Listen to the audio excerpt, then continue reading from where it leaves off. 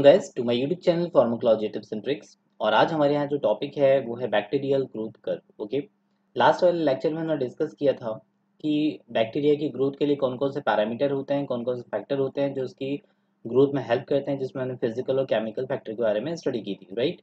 आज हम यहाँ देखने वाले हैं बैक्टीरियल ग्रोथ कर्व क्या होता है, किसके बीच बनाया जाता है और उसमें कौन कौन सी फेजेस होती हैं जिसके थ्रू बैक्टीरिया ग्रो करता है। ओके, तो गैस चलिए स्टार्ट करते हैं आज का वीडियो। और वीडियो स्टार्ट करने से पहले I would like to request जो पीपल या नए हैं, please like share the video, subscribe my channel, ताकि जो भी वीडियोस आपको सही टाइम पे मिलते रहें।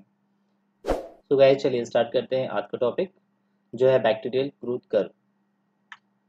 तो सबसे पहले हम बात करेंगे कुछ टर्मिनोलॉजीज की कि जो बैक्टीरियल ग्रोथ कर्व में हेल्पफुल होने वाली हैं। ओके, पहले हम नाम से इसका मीनिंग निकालना सीखते हैं। बैक्टीरियल ग्रोथ, राइट, बैक्टीरिया की ग्रोथ होना। Got it. अब बैक्टीरिया की ग्रोथ हो रही है तो उसमें कुछ हमें न्यूट्रिएंट भी लग रहे होंगे। ओके, जिसके थ्रू वो जो उसका न्यूट्रिशन है वो ले रहा होगा, उसके बाद में सेल का नंबर बढ़ रहा होगा, सेल का साइज बढ़ रहा होगा, राइट। तो कुछ इस तरह से फिनोमिनाज यहाँ पे हो रही होगी। ओके, तो कुछ टर्मिनोलॉजीज हैं, इनको फटाफट देख लेते हैं, फिर हम उसके कर्व की तरफ आते हैं। सबसे पहले हम बात करेंगे ग्रोथ की। तो ग्रोथ का मतलब ही होता है, यदि हम एक नॉर्मल पॉपुलेशन में बात करें सेल की, तो सेल का साइज बढ़ना और उसके नंबर बढ़ना। बट यदि बैक्टीरियल की बात करें तो हम यहाँ बेसिकली लेते हैं कि इसके सेल के नंबर में बढ़ना या इंक्रीज होना, इसको हम कहते हैं यहाँ पर growth. Okay, growth rate, growth rate का मतलब होता है कि कितने टाइम में कितनी नंबर ऑफ सेल ये बढ़ रही है या बन रही है। ठीक है, यदि बहुत कम टाइम में ज़्यादा सेल्स बन रही है इसका मतलब है कि ग्रोथ रेट बहुत फास्ट है, और यदि कम बन रही है इसका मतलब ग्रोथ रेट स्लो है। ठीक है, तो डिपेंडिंग कि जो सेल डिवीज़न हो रहा है वो कितना फास्ट हो रहा है। ओके, फिर हम बात करेंगे थर्ड पॉइंट की जो है exponential growth. Okay, exponential growth का मतलब होता है कि बैक्टीरिया की जो पॉपुलेशन होती है वो बिल्कुल फास्ट ग्रोथ करती है ना, एक्सपोनेंशियली ग्रो कर रही है। तो जो फास्ट ग्रोइंग फेज होता है वो एक्सपोनेंशियली ग्रोथ कहलाती है। और लास्ट है जनरेशन टाइम। जनरेशन टाइम का मीनिंग होता है कि कब या कितने टाइम में एक सेल जो है वो दो सेल में डिवाइड हो रही है by the binary fission. Okay, एक सेल का दो सेल में डिवाइड होना या दो डॉटर सेल का बनाना, तो ये कहलाता है इसका जनरेशन टाइम। ठीक है, चलते हैं आगे। तो अब यहाँ बात करेंगे हम कर्व की। ठीक है, बैक्टीरियल ग्रोथ कर्व। अब बैक्टीरियल ग्रोथ कर्व में एक चीज आप समझिएगा कि जब भी यदि हम बैक्टीरिया की बात करें तो बैक्टीरिया कहाँ होगा, किसी न किसी मीडियम के अंदर होगा। ठीक है, मीडियम के अंदर कैसे आएगा, बाय द इनोकुलम।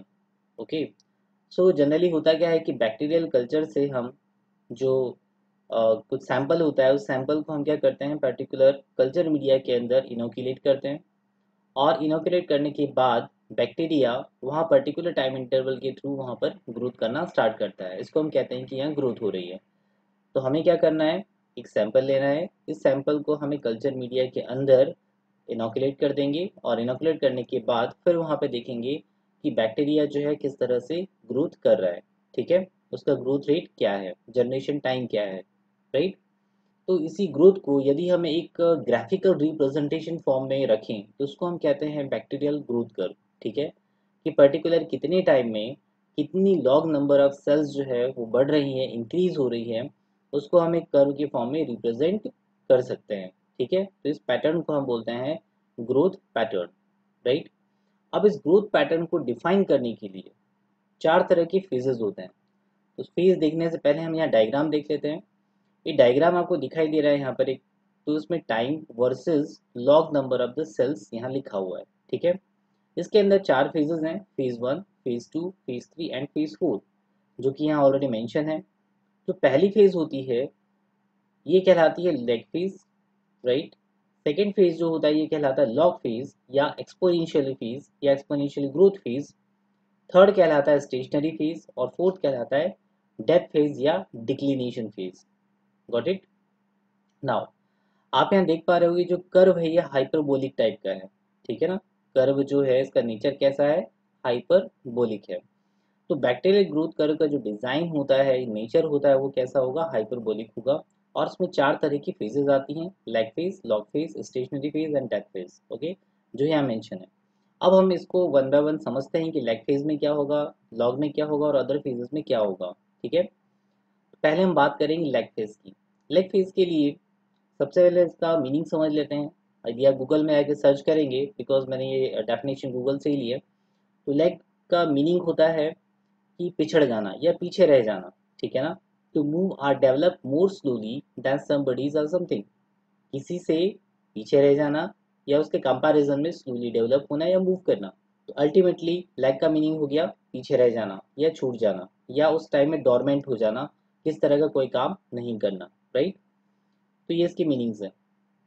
नाउ यहाँ पे आप देख रहे हो इस डायग्राम के अंदर इस लेग फेज में कोई भी यहाँ पर ग्रोथ नहीं हो रही है ना। यहाँ पर कोई भी इसका जो कर्व है ये ऊपर की तरफ यहाँ से मूव ऑन नहीं हो रहा है, मतलब इस फेज के अंदर कोई ग्रोथ नहीं हो रही होगी।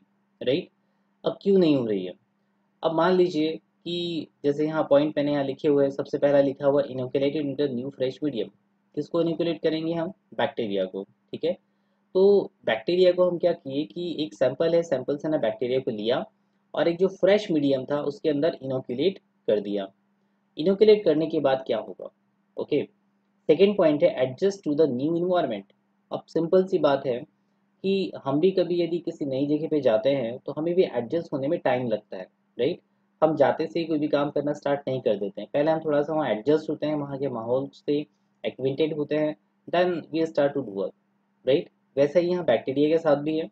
बैक्टीरिया को आपने जब इनोग्रेट किया मीडियम के अंदर तो उसके लिए सब कुछ नया था, वो उस इन्वायरमेंट से एडजस्ट करने की कोशिश कर रहा है। ठीक है, तो सेकेंड पॉइंट हो गया एडजस्टमेंट का। थर्ड, अब जब वो एडजस्टमेंट कर रहा है तो no increase in the number of cell, यहाँ पे कोई भी सेल का नंबर नहीं बढ़ रहा है। ठीक है, हालांकि ये जो सेल है बैक्टीरियल सेल मेटाबॉलिकली ये एक्टिव होगा। ओके, बट अभी कुछ भी ये ग्रोथ नहीं कर रहा है, कोई भी सेल का नंबर नहीं बढ़ेगा। ठीक है, सेल के नंबर की जगह इसका साइज जरूर बढ़ना शुरू होगा। ठीक है, आगे देखते हैं। Size of the bacteria increases continuously. Okay, हमारा अल्टीमेट गोल क्या है? सेल का डिवीजन होना, मतलब बैक्टीरिया सेल डिवाइड करेगी। अब बैक्टीरिया सेल डिवाइड करेगी तो डेफिनेटली उसका सेल का साइज होना चाहिए, सेल का मास होना चाहिए, उसके अंदर सभी न्यूट्रिएंट कांस्टेंट होने भी तो चाहिए, तभी तो वो जो है आगे जाके डिवाइड करेगा, डिवीजन करेगा। ठीक है, तो सेल डिवीजन के लिए भी उस सेल को तैयार होना ज़रूरी है। तो एक तरह से मान मान लीजिए कि ये जो सेल है ये अपने आप को प्रिपेयर कर रही है, बैक्टीरिया अपने आप को प्रिपेयर कर रहा है फर्दर डिवीजन के लिए। ठीक है, इसलिए सेल का साइज यहाँ पे बढ़ेगा। सेल का साइज बढ़ेगा तो अंदर चल क्या रहा है? अंदर एंजाइम और कोएंजाइम, ठीक है, इनकी सिंथेसिस चल रही है अभी, ताकि जब वो ग्रोथ करेगा, मतलब जब वो डिवीजन करेगा तो ये एंजाइम उसमें हेल्प करेंगे। बिना एंजाइमेटिक प्रोसेस के वो डिवाइस डिवीजन नहीं कर सकता। ओके, तो यहाँ पर क्या चल रहा है अभी? Synthesis of enzyme and coenzyme. और लास्ट में क्या होगा? At the end of the lag phase bacteria become fully prepared for the cell division. Last phase में बैक्टीरिया या बैक्टीरियल सेल अपना खुद का साइज बढ़ाती है और सेकंड इसके अंदर वो एंजाइम और को एंजाइम प्रेजेंट होते हैं जो कि फिजिकल या फिजियोलॉजिकल एक्टिविटी के लिए रिस्पॉन्सिबल है। अब बैक्टीरियल सेल पूरी तरह से तैयार है कि वो डिवाइड हो जाए। ठीक है, तो अब यहाँ पर इसका डिवीजन स्टार्ट होगा। तो लैग फेज में इनिशियली कोई डिवीजन नहीं होगा, बैक्टीरियल सेल नंबर नहीं बढ़ेगा, लास्ट में आके अब सेल जो है डिवाइड होने के लिए प्रिपेयर्ड हो चुकी है। राइट, अब ये जो सेल डिवीजन होगा यहाँ पर, ओके, ये कितना फास्ट होगा और कितना स्लो होगा ये डिपेंड करेगा कुछ पैरामीटर्स के ऊपर। ओके, ये पैरामीटर में हम बात करें तो पहला है ओल्ड कल्चर। अब सपोज करिए कि आपने जो कल्चर मीडियम लिया है ओल्ड लिया है, अब ओल्ड कल्चर मीडियम लेने से क्या हुआ? हो सकता है कि उसके अंदर जो केमिकल कॉन्स्टिट्यूट है उसने अपनी पोटेंसी जो है लूज कर दी हो।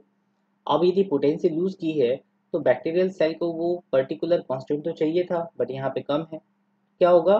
धीरे धीरे डिवाइड होगा। ओके, इसी कंपैरिजन यदि हम फ्रेश से करें तो फ्रेश में ऑलरेडी अवेलेबल है तो फास्ट यहाँ पे ग्रोथ होगी, मतलब फास्ट डिवीजन होगा।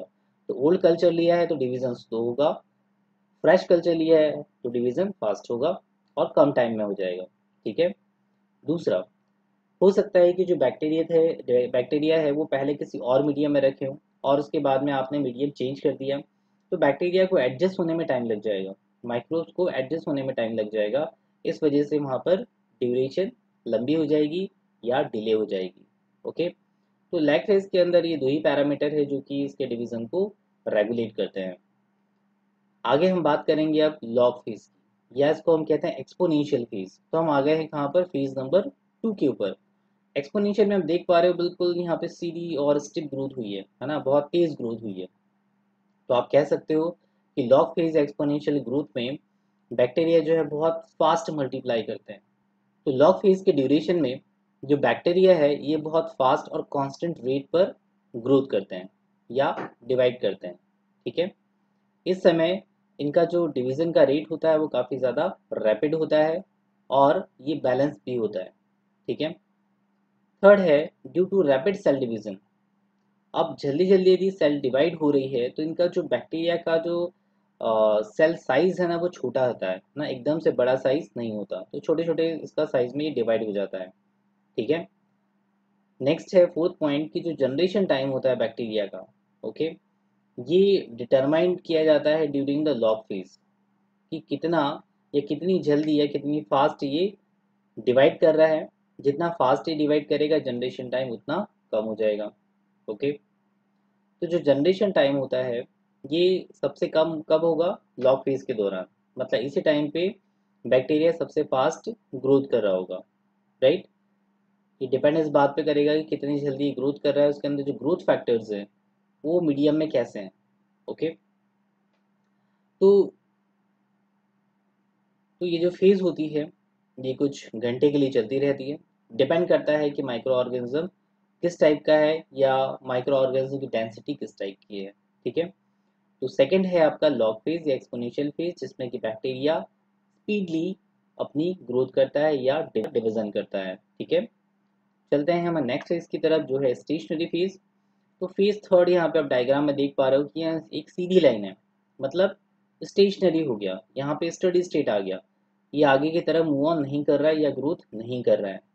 इसका मतलब ये हुआ कि जो बैक्टीरिया है उनका रिप्रोडक्शन यहाँ पर बंद हो गया है, सेल डिवीजन बंद हो गया है।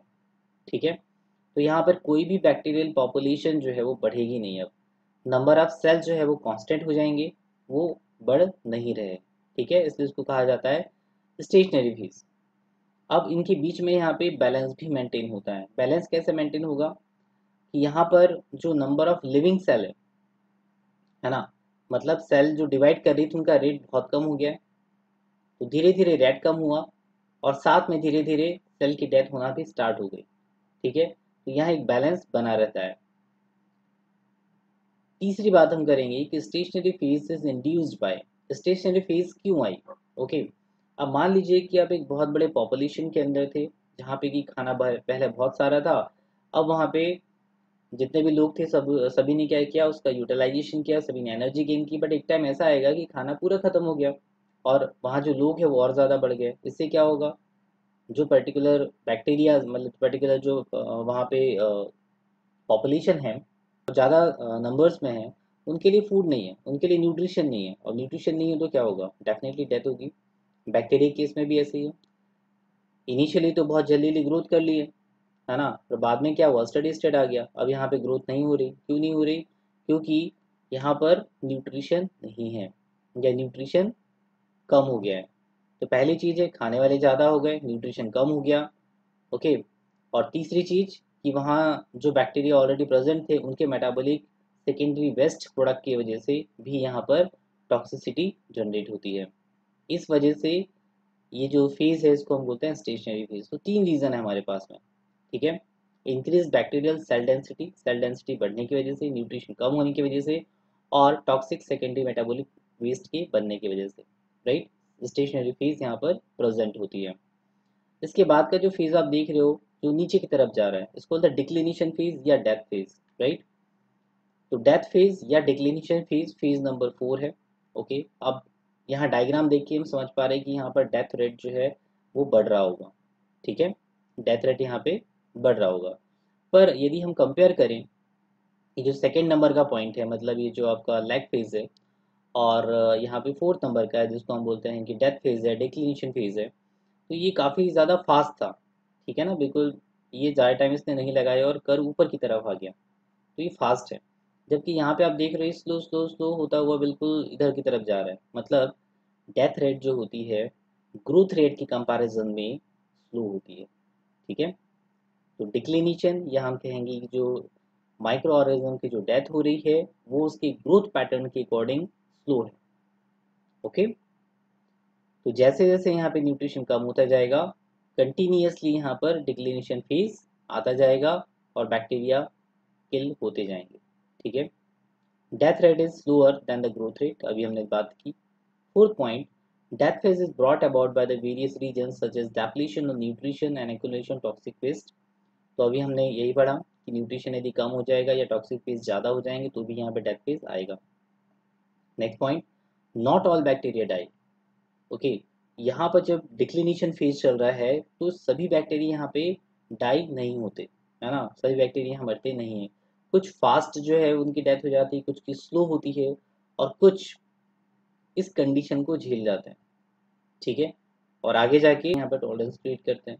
ठीक है, so guys this is all about the bacterial growth curve. Hope so कि मैंने यहाँ इजीली समझाने की कोशिश करी है, मे बी आपको समझ में आया हो। So guys thank you very much for watching this video, मिलते हैं नेक्स्ट वीडियो में।